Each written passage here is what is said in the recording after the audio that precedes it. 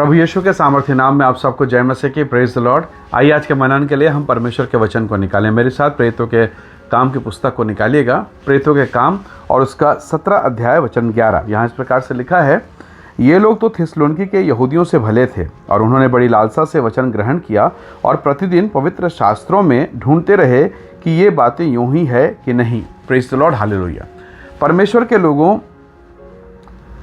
के वचन के अनुसार बिरिया में जो विश्वासी लोग थे वो उन लोगों को थिस्सलुनीके के यहूदी लोगों से बेहतर कहा गया। उन लोगों ने वचन को सुना, न केवल सुना पर उसे पवित्र शास्त्र से कन्फर्म किया यही है कि नहीं। आज अगर आप सोशल मीडिया निकाल कर देखें, टेलीग्राम, फेसबुक, इंस्टाग्राम और जितने प्रकार के प्लेटफॉर्म हैं, कई ऐसी गलत शिक्षाएं, कई अच्छी शिक्षाएं, कई बुरी शिक्षाएं, कई महिमा की शिक्षाएं आपको वहाँ पर मिल जाएगी। आप छांटेंगे कैसे? अगर आपको सच्चाई पता ना हो, जैसे आप चाय पीते हैं, चाय बनाते हैं, तो आप चाय बनाने के बाद पूरा का पूरा बगैर छाने आप उसे यूज़ करते हैं, क्या पी लेते हैं क्या नहीं पीते? आप उसे छानते हैं। तो फिर क्यों छाना उसे?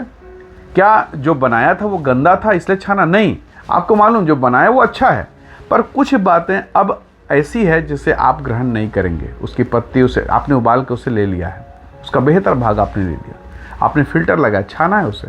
परमेश्वर के लोगों ठीक वैसे ही बहुत बार हम प्रचारकों से, सेवकों से, लोगों से, विश्वासी से, अपने चर्च के विश्वासी से बहुत प्रकार की बातों को सुनते हैं, बहुत ज्ञान की बातें, बाइबल से संबंधित बातें, पर क्या हम उसे बाइबल रूपी, परमेश्वर के वचन रूपी छन्नी से छान के फिल्टर करके ले रहे हैं?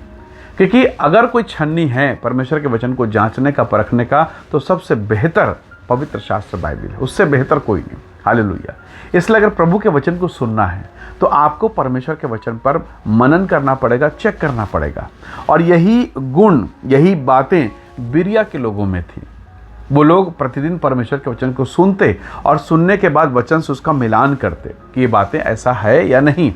जरा सोचिए, आप एक बड़े अच्छे डॉक्टर के पास गए, बहुत नामी डॉक्टर है, आपके शहर में सबसे बेस्ट डॉक्टर, और उसने सबसे बेस्ट दवाई आपको लिखा, पर अगर दवाई समय के अनुसार ना लें, क्रम के अनुसार ना लें, या बताए गए मात्रा के अनुसार ना लें, या उससे ज़्यादा ले लें या उससे कम ले लें, तो क्या वो असर करेगा?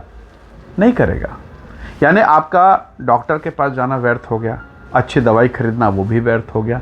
क्यों व्यर्थ हुआ? क्योंकि आपने उसे समय में नहीं खाया, या उसका जो डोज उसने दिया उसे सही रीति से आपने लिया नहीं, या तो कम ले लिया या तो ज़्यादा ले लिया। और कम लिया तो असर नहीं हुआ, ज़्यादा लिया तो रिएक्शन हो गया। इसका मतलब ये है कि वो डॉक्टर गलत नहीं था, वो औषधि भी गलत नहीं है। तो उसी प्रकार से प्रभु का वचन है। बाइबल कहती है, अगर आप इब्रानी की किताब 4 अध्याय और उसका वचन 2 निकालिए, जब आप इस वचन को पढ़ेंगे, 1 और 2 वचन को, तो यहाँ पर लिखा है कि हमें उन्हीं की तरह सुसमाचार सुनाया गया, पर सुने हुए वचन से कोई लाभ नहीं हुआ। क्यों? क्योंकि सुनने वालों के मन में विश्वास के साथ नहीं बैठा। तो वचन वही है। मैं अक्सर इस बात को बोलता हूँ कि एक स्कूल में मान लीजिए 40 बच्चे हैं, 10-10 के ग्रुप में उन्हें बांट दीजिए। पढ़ाने वाला एक टीचर है, बताने वाला एक ही शिक्षक है, सबको बता रहा है, पर उस क्लास में क्या सबका रिजल्ट फर्स्ट डिवीजन आता है? क्या सबके सब सेकंड डिवीजन आते? नहीं आते हैं। कोई फर्स्ट डिवीजन, कोई सेकंड डिवीजन, कोई थर्ड डिवीजन। तो मान लीजिए आपने चार कैटेगरी में उन्हें बांट दिया। जो फर्स्ट कैटेगरी है, पहला प्रथम है, उनको पूछिए टीचर कैसे है, तो बोलेंगे वाह सबसे बेस्ट टीचर हमें मिला। पर जो सेकंड डिवीजन आए वो कहेंगे कि ठीक है, अच्छा है, पर उतने अच्छे नहीं हैं। और जो थर्ड डिवीज़न, वो कहेंगे बाप रे बाप, बड़ी मुश्किल से निकले हैं, इस टीचर को इसको यहाँ किसने रखा है, इसको तो तत्काल निकाल देना चाहिए। और जो अंतिम पंक्ति है, जो फेल हो गए, वो कहेंगे टीचर को पढ़ाना ही नहीं आता। सारा प्रश्न पत्र, सारे क्वेश्चन जो है सब्जेक्ट से बाहर थे, आउट ऑफ कोर्स थे, यही कहते हैं ना। अब बताइए, उस स्कूल में, उस कक्षा में, उस क्लास में क्या सबके सब पास हो गए? क्या कुछ फेल नहीं हुए? कारण क्या था? फिर अगर वो आउट ऑफ सब्जेक्ट था तो बाकी लोग कैसे फर्स्ट आ गए? कहने का मतलब ये था, जो वचन में लिखा है कि सुसमाचार सुनाया गया, वचन सुना, पर सुने हुए वचन से कोई लाभ नहीं हुआ, क्योंकि मन में विश्वास के साथ नहीं बैठा। वो बीज तो अच्छा था ना, पर वो मार्ग में गिर गया तो चिड़ियों ने ले लिया और कुछ हुआ ही नहीं। कुछ झाड़ी में, कुछ पथरीली में, और कुछ हुआ ही नहीं। पर जो अच्छी भूमि पर गिरे वो फले। हालेलुया। तो प्रभु के लोगों, क्या आप जब वचन सुनते हैं, जब आप प्रार्थना करते हैं, जब आप उपवास में रहते हैं, जब धार्मिकता में रहते हैं, तो आपका मन, आपका हृदय रूपी बीज, आपका परिवार रूपी खेत अच्छा है, बेहतर है? अगर हाँ, तो फलेगा। क्या आपने परमेश्वर के वचन को परखा, जांचा और आपके जीवन में आने का अनुमति दिया? अगर हाँ, तो पक्का फलेगा, आप आशीषित होंगे। पर इसके विपरीत अगर ध्यान नहीं देंगे, इसके विपरीत अगर आपका मन नहीं है, तो फिर कैसे फलवंत होगा? इसीलिए उस कक्षा में सबके सब प्रथम नहीं आए। परमेश्वर के लोगों, आप और मैं परमेश्वर के वचन को पढ़ते हैं। प्रभु यीशु मसीह ने, परमेश्वर यहोवा ने कहा, मैं अपने वचन को भेज कर उन्हें चंगा करूंगा। तो जब परमेश्वर अपने वचन के द्वारा चंगा करेगा और मैंने अपना कान बंद कर दिया, या फिर मैं वचन को नहीं समझ रहा हूँ, या वचन को मैं पढ़ नहीं रहा हूँ, या वचन को महत्व नहीं दे रहा हूँ, तो फिर मैं चंगाई कैसे पाऊंगा? मैं कैसे आशीषित होऊंगा? कैसे? क्योंकि बाइबल में लिखा, आदि में परमेश्वर ने आकाश और पृथ्वी की सृष्टि की। और फिर हम यूहन्ना 1 अध्याय उसके 1 वचन में पढ़ते हैं कि आदि में वचन था, वचन परमेश्वर के साथ था, वचन ही परमेश्वर था। और यही वचन आज हमारे जीवन में नहीं है, हमारे परिवार में नहीं है, हमारे घरों में नहीं है। कई बार तो जब लोग बीमार पड़ते हैं तो तकिए की जगह पे बाइबल रखते हैं, ये सोचकर कि मैं ठीक हो जाऊंगा। नहीं होगा। तकिए में रखने की आवश्यकता नहीं है, मन में रखने की आवश्यकता है।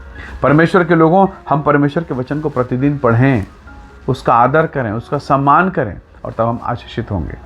बिरिया के लोग वचन सुनते थे और खोजते थे, टटोलते थे, ये वचन ऐसा है कि नहीं, और वो बहुत आशीषित हुए। हालेलुया। आप भी आशीषित होंगे यदि आप परमेश्वर के वचन को टटोलेंगे।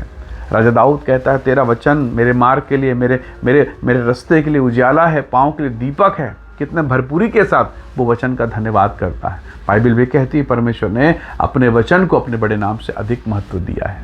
प्रभु के लोगों, बहुत बार मैं और आप तनाव और टेंशन में रहते हैं, हमारे जीवन में काम नहीं बनता, और हम सोचते हैं मैं ऐसा क्या करूं कि मेरा काम हो जाए, मेरे शत्रु मुझसे दूर हो जाए, मेरे जीवन में शांति आए।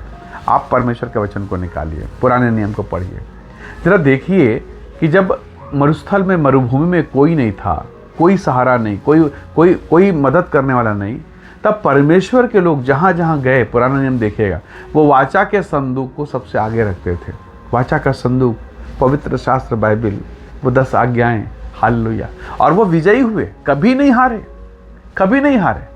यहोशू को प्रभु ने कहा, परमेश्वर ने कहा, व्यवस्था की यह पुस्तक तेरे चित्त से कभी उतरने ना पाए। और हमारे चित्त में चढ़ नहीं रहा है, और हम आशीष मांग रहे हैं। हम चर्च में घुटना टेक के, प्रभु आशीष दे, प्रभु आशीष दे।